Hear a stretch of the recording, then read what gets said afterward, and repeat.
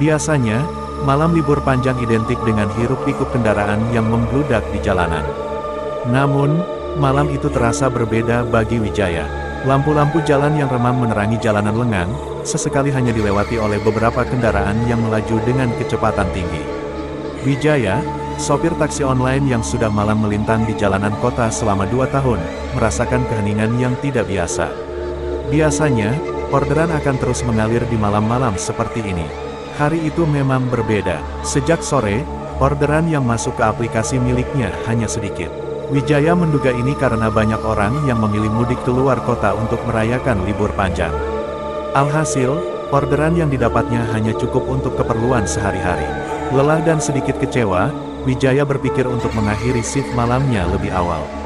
Biasanya ia baru pulang sekitar pukul 12 malam, namun malam itu baru pukul 10 malam dan orderan sudah sepi.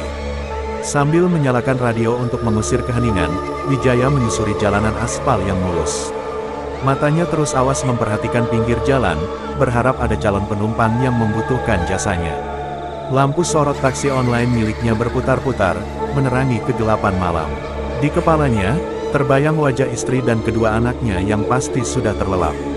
Penghasilan yang minim malam itu membuatnya sedikit khawatir, namun ia berharap esok hari orderan akan lebih ramai. Laju mobil Wijaya terhenti di lampu merah.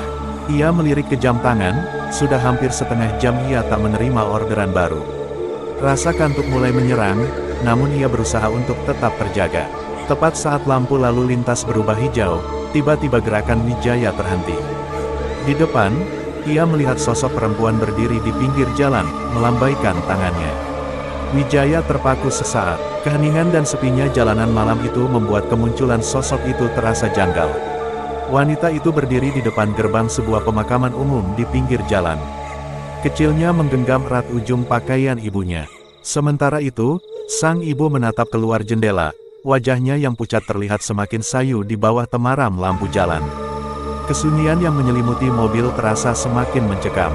Biasanya, Wijaya akan berbasa-basi dengan penumpangnya untuk memecah keheningan. Namun, kali ini ia merasa ragu.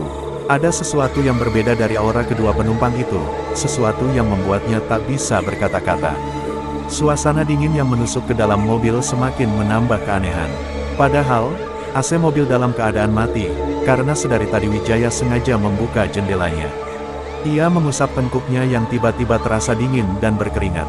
"Di mana rumahnya, Bu?" tanya Wijaya akhirnya, berusaha untuk memecah keheningan yang mencekam. Wanita itu menoleh pelan ke arahnya.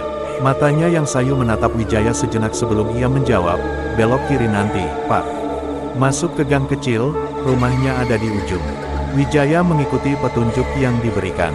Lampu jalan semakin jarang, dan jalanan yang dilalui pun semakin sempit. Ia melirik kembali ke arah kedua penumpangnya.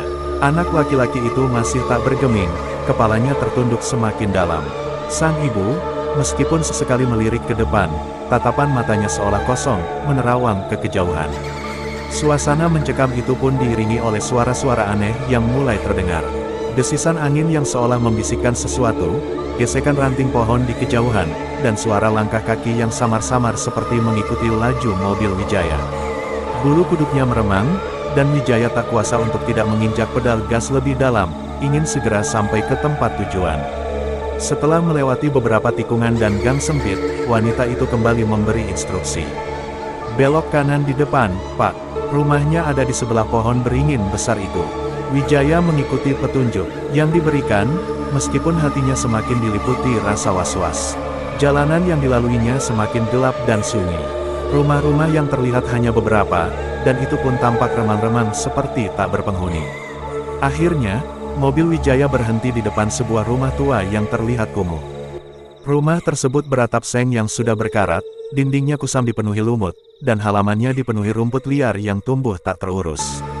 Dan tepat di samping rumah itu, berdiri tegak pohon beringin tua yang rindang, ranting-rantingnya menjuntai ke bawah seperti jemari yang sedang mencakar. Suasana mencekam semakin memuncak. "Ini rumahnya, Pak," ucap wanita itu pelan. Wijaya melongo melihat rumah yang ditunjukkan wanita itu. Tidak seperti yang ia bayangkan, rumah itu jauh dari kata layak huni.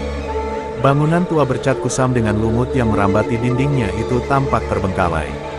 Atap seng yang sudah berkarat mengeluarkan suara derakan nyaring ditiup angin malam. Pohon beringin tua menjulang tinggi di samping rumah, dahan-dahannya yang besar dan meliuk-liuk seperti tangan kurus yang terentang seakan ingin meraih sesuatu. Ia memperhatikan mereka berjalan semakin jauh ke dalam pemakaman yang gelap. Lampu jalan tidak sampai ke area pemakaman, sehingga di dalam sana hanya terlihat hamparan batu nisan yang samar-samar. Wijaya ingin berteriak, ingin mencegah mereka, namun lidahnya keluh dan suaranya tercekat di tenggorokan. Tak lama kemudian, kedua sosok itu menghilang di telan kegelapan pemakaman. Wijaya terpaku, mata Mua menatap ke arah pemakaman itu dengan perasaan takut dan bingung bercampur aduk. Detik-detik berlalu bagaikan jamuran yang tumbuh di kegelapan. Wijaya masih terpaku menatap ke arah pemakaman yang telah menelan sosok perempuan dan anak laki-laki itu. Napasnya tersengal, dadanya berdebar kencang. Suasana semakin mencekam, udara dingin malam menusuk hingga ke tulang sumsumnya. Pikiran Wijaya dipenuhi pertanyaan. Siapakah mereka sebenarnya? Mengapa mereka tinggal di rumah tua terbengkalai itu?